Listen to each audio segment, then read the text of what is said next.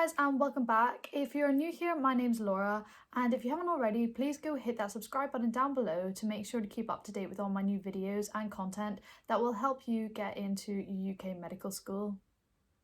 So in this video, I thought it would be a really good idea to go into more depth into the UCAT section, Abstract Reasoning. I've covered the overview of the UCAT in another YouTube video and gone through some of the other sections, so make sure to go and check them out if you're struggling with anything UCAT related. So first of all, what actually is the abstract reasoning section? Well, it's the fourth of the 5 sections that you'll sit for your UCAT, and it is really just assessing your ability to recognise and to decipher patterns. They like to use a lot of different shapes and styles of patterns, and it's all designed to assess if you can pick out things that are relevant and block out distractions. It seems like an odd thing to ask someone that is potentially wanting to study medicine to look for and to work out, but the idea is that a doctor will come across lots of different things during their time as a medical professional, such as ECGs or anything to do with bloods, and to spot anomalies and distractions is a really good technique and key part of being a good doctor. So this section of the test is just trying to find out if you're able to do this under time pressure and do it well and effectively. So in this section, they don't include numbers or any words. It is simply that you're able to critically evaluate patterns and to spot things and not let anything go unnoticed. This is crucial as a good doctor, and they really do want to see that their students can do this. So in this section, there are 55 questions that you have to answer in 13 minutes, which really doesn't leave an awful lot of time for each one.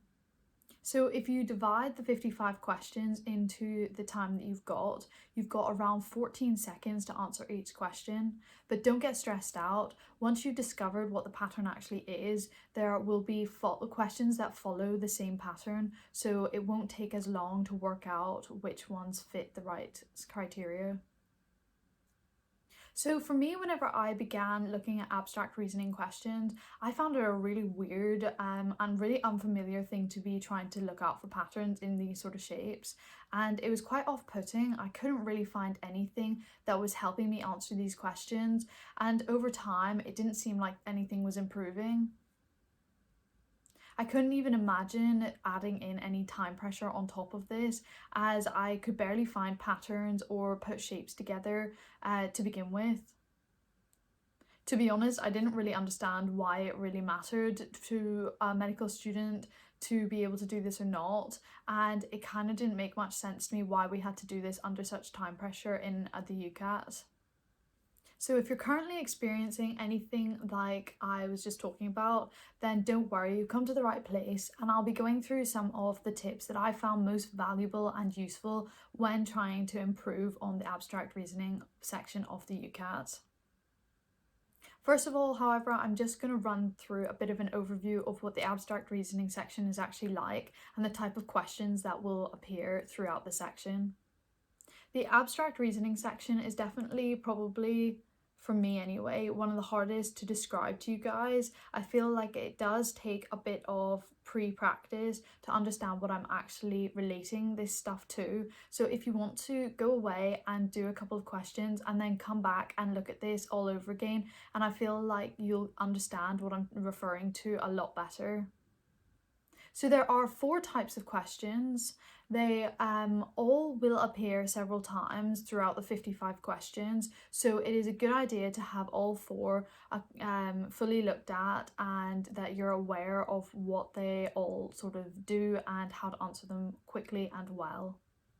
So in type 1, you have 2 like overall test shapes. So you'll have multiple patterns within like a grid format, and one will be called set A and one will be set B. And then following this, for their questions, they'll give you like a smaller grid of a pattern, and they'll ask you to match it into either set A or set B, or neither. And it's okay if you select neither. That just means that you don't think the pattern actually fits the pattern that you found in set A or the pattern that you found in set B. So type 2 is that they have like boxes of the patterns put out on the page, and then they have like one thing that alternates, or all the shapes will alternate the same way each time. And then the idea is that you have to complete the sort of last box of that series. So you'll then select from the multiple choice of the possible patterns that will come up in the next possible square.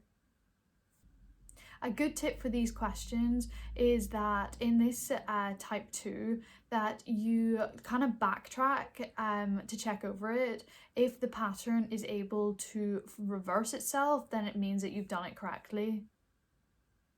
If not, then obviously you've made a mistake, and it might be a good idea to go and look at one of the other possible patterns. So another type, which is type 3, is quite complicated to explain. It's basically that they'll give you a pattern, and then they'll change it and tweak it slightly to make another pattern.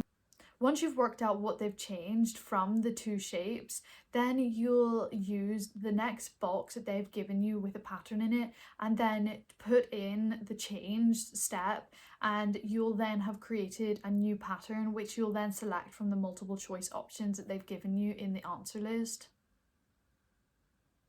As I've said, type 3 is quite hard to explain, so if you would like to go away and find some of these types of questions, have a go at them, see if you kind of get the gist of what I'm then referring to when you look back at this video. So question type 4 is quite similar to the first style of question that I talked about earlier. It is that you'll have the patterns of set A and set B come up, and you'll work out what the patterns are within those. And then you have 4 little boxes of patterns that you will then get asked a question like which one fits with the pattern of set A, or which one fits with the pattern of set B. And you'll choose from the 4 tiles that you're given with patterns in them which one is fitting with the pattern that you're being asked about. So if it was for set A, which one of the 4 fits into the set A pattern style? So something I really struggled with at the start of the abstract reasoning was, what was I even looking for? Like, was I looking at the shapes? Was I looking at the colours of the shapes, the sides, the angles? I couldn't tell what part that I should be focusing on in each pattern, and it took me far too much time to even like go through systematically and cross them off. So I've created some sort of tips and hints and some mnemonics as well that I used and found very useful to cross off systematically and get good marks in this section. There are only a finite number of patterns that they can include in this abstract reasoning, so it's a good idea to sort of branch out and find as many different styles of patterns as you can, because once you've gone over them a few times and familiarise yourself with what you're looking for, there aren't really many more that can come up and surprise you. So first of all, where do you actually begin? How do you spot patterns, and what should you be looking out for? In my opinion, I found Mnemonics a really good way of systematically going through and crossing off each pattern if it was there or not, and it really sped up my sort of thought process, because I knew that each time I looked at a box I was looking for a very set and like specific amount of things. So when you start looking at a pattern, you will notice that there are a lot of different shapes, colours, sizes, and all of these things are really important to cross off your list when you're looking at them. So I'm just going to quickly list off some of the things that you might want to start looking for. So this could be shape, size, colour, angles, position in the pattern, if one's above, if one's below, if they're in the corners, if they're obtuse angles, 90 degrees, maybe there are certain colours and patterns within the pattern. How are they arranged? Are they all spaced far apart? Are they overlapping? Do the numbers correlate to each other? Or if there's a certain colour of circles, does that mean that there's more circles? Are there even numbers? Are there odd numbers of things? Do the numbers of sides correlate with a pattern? Are they rotated in a particular direction? There are so many things to think about when looking at a pattern, and it was, for me personally, very overwhelming to begin with. So I used mnemonics that I hunted out from online, from books, from lots of different things, and I sort of tweaked them to fit me best. So I'll just run through a couple, and maybe they might be useful for you in whatever stage you are at learning for the UCAT. So quite a popular mnemonic for remembering all of the things that you might want to look at when looking at a pattern would be scans, and that's just SCANS, and that stands for the shapes that are there, the colours, the angles, the number of sides, and the size of all the shapes.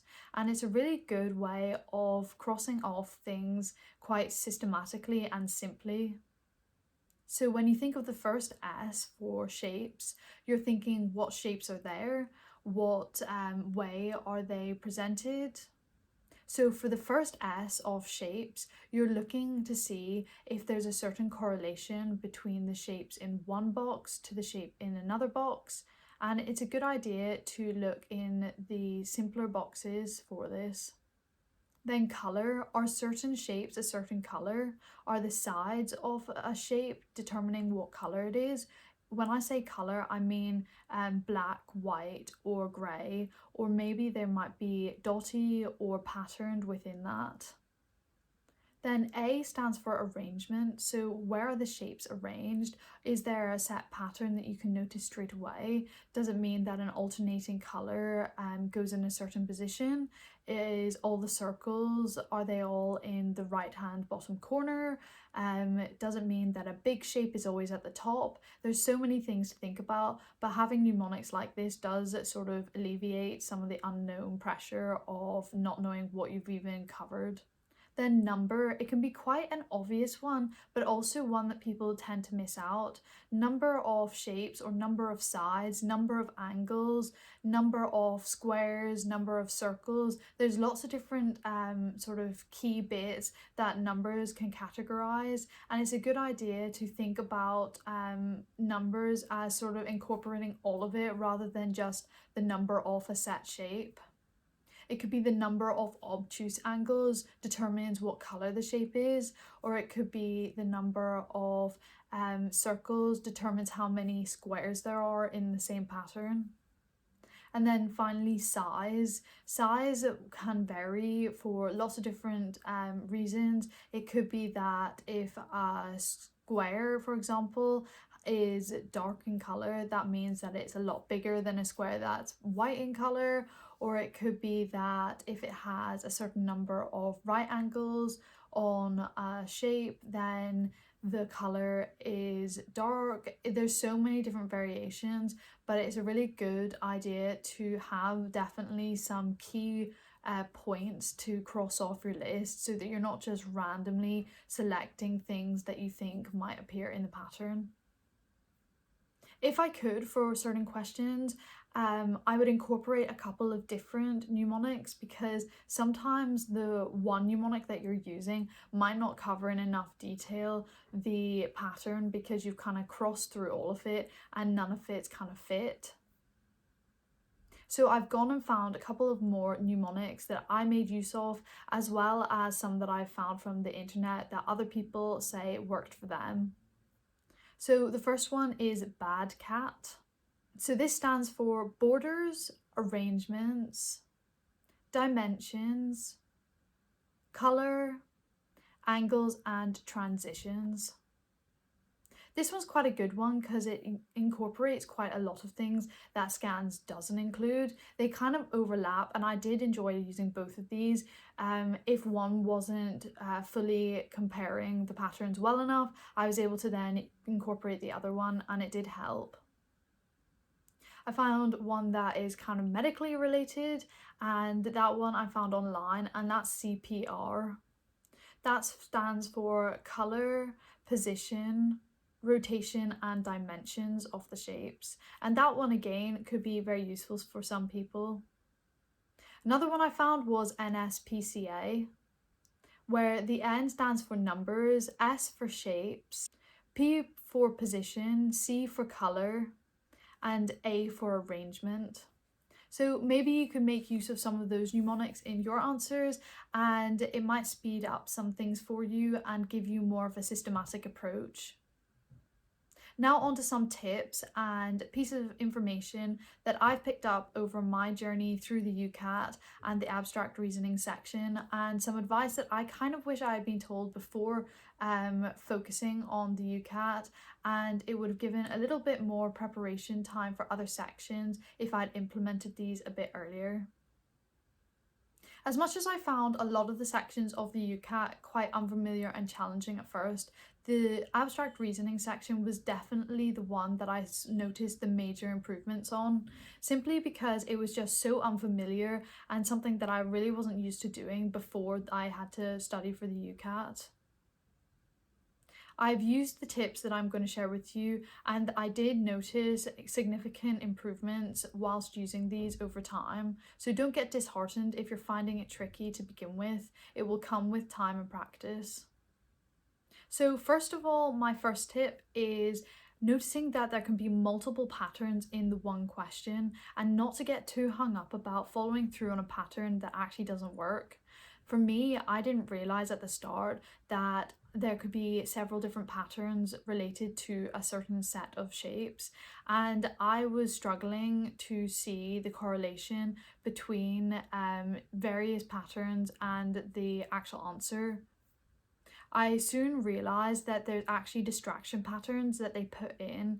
As typical UCAT, they never make it easy, and they want to see that you're able to notice anomalies in a pattern even if it looks pretty legit.